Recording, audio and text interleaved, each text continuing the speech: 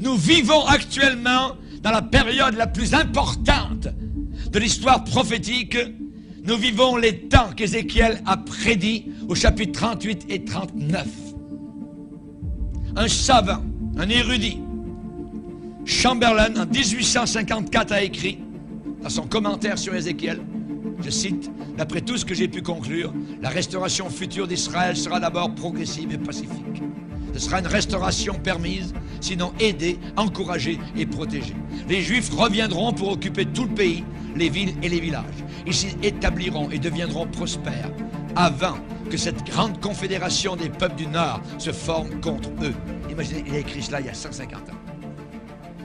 Ce qui veut dire que nous sommes, mes amis, en possession depuis des siècles, dans nos sources, des événements que nous voyons aujourd'hui. Il y a une seule chose qui arrive à réunir le monde entier contre nous, c'est la cause palestinienne. C'est incroyable. Et tout était déjà marqué.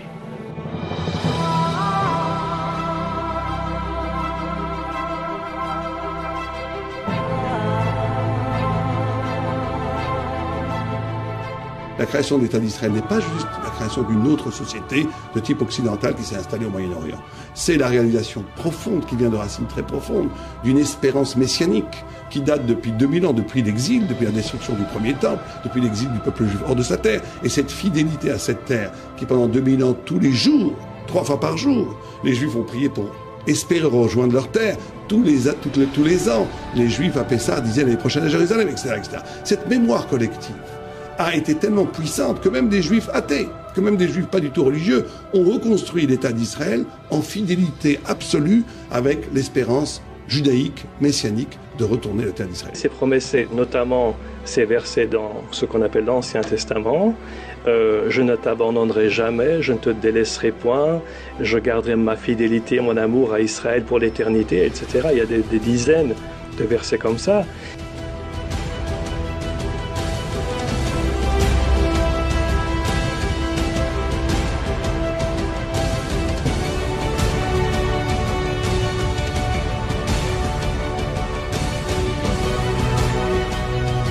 On a d'un côté une réalisation ancestrale qui est en train de se réaliser au quotidien. Le peuple juif revient sur sa terre. Et d'un autre côté, les modalités, la structure politique et idéologique. Je pense qu'il faut retourner à une compréhension des textes bibliques dans cette optique judéo-chrétienne.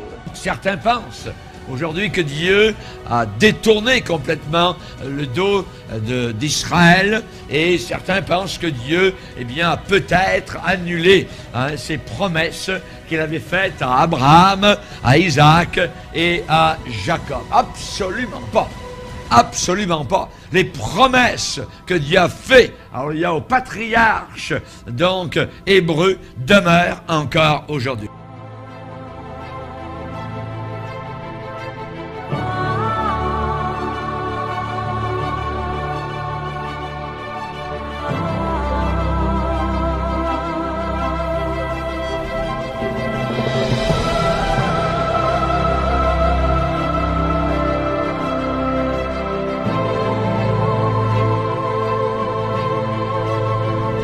Vous savez que Ben Gurion, quand il a déclaré l'État d'Israël, il a sorti le livre, la Bible, en disant notre droit à cette terre, elle est inscrite dans le patrimoine spirituel du peuple juif, c'est-à-dire la Torah. Je pense que l'Église a voulu remplacer Israël. Et là, on parle aussi de la théologie du remplacement, où dans certaines églises aujourd'hui, on dit Israël aujourd'hui, c'est l'Église. Donc nous sommes le nouvel Israël. Quand je lis ma Bible, je ne vois nulle part ce concept. Il faut revenir à nos sources. Tout ça, c'est que de l'amour. Le juif a eu une influence considérable, et sinon cardinale, sur toute l'histoire de l'humanité. Vous enlevez le judaïsme, il n'y a plus de christianisme, il n'y a plus d'islam, il n'y a plus rien. Le monde a été bouleversé, illuminé par la Torah. Tout ce que dit la Torah est une vérité éternelle. Le juif qui vous a montré dans la Bible Tout à fait. Comment vous deviez comprendre votre foi. Exactement. D'accord. Parce qu'il est vrai, je pense que beaucoup de gens lisent la Bible, mais ne réalisent pas quel est le contexte de ces textes. Et ils en font souvent un prétexte. Et donc, il m'a vraiment ouvert les yeux par rapport à la réalité d'Israël et du peuple juif dans la Bible, qui est avant tout un livre juif, écrit par des juifs et pour des juifs. Ils vont sortir au fur et à mesure de plus en plus d'amis d'Israël qui, aux côtés d'Israël, vont construire pas seulement Israël, vont construire l'humanité tout entière. Nos amis juifs sont en train d'apprendre actuellement une chose, c'est que leurs meilleurs amis sur la face de toute la terre, ce sont les chrétiens qui croient à la Bible. C'est eux qui sont les vrais amis d'Israël. Et Satan ne veut pas qu'ils sachent, évidemment, cela. De la même manière que de plus en plus de chrétiens commencent à avoir le courage de regarder en face leur origine, de plus en plus de musulmans commencent à regarder et regarderont en face aussi la terre d'Israël avec les yeux de quelqu'un qui ne veut plus lui tourner le dos. Vous savez que par l'intermédiaire du site, on communique avec véritablement le monde entier et avec énormément de non-juifs, chrétiens bien sûr, dont beaucoup sont même des amis de notre ami. Et vous allez entendre un scoop qui est vraiment une avant-première. J'ai reçu il y a 2 jours un message d'un groupe d'intellectuels musulmans de Paris qui se définissent comme des amants du Coran et des serviteurs fidèles de Mahomet et qui disent la chose suivante. Je ne peux pas tout dire parce qu'il y a certains termes un petit peu trop flatteurs, mais qu'ils disent: depuis que nous suivons vos cours, nous avons compris la grandeur de la Torah. Vous ne pouvez pas savoir le bien que vous nous faites à nous qui ne connaissions que le Coran.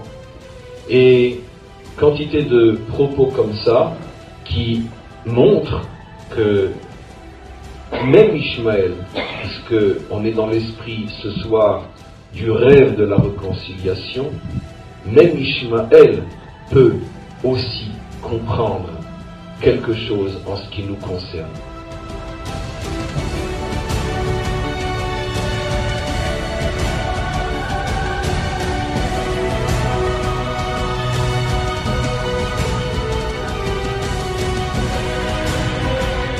Dieu lui a parlé et il a appelé Abraham et lui a dit: je bénirai ceux qui te béniront, je maudirai ceux qui te maudiront.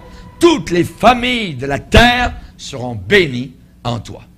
Le peuple d'Israël descend donc de ses patriarches.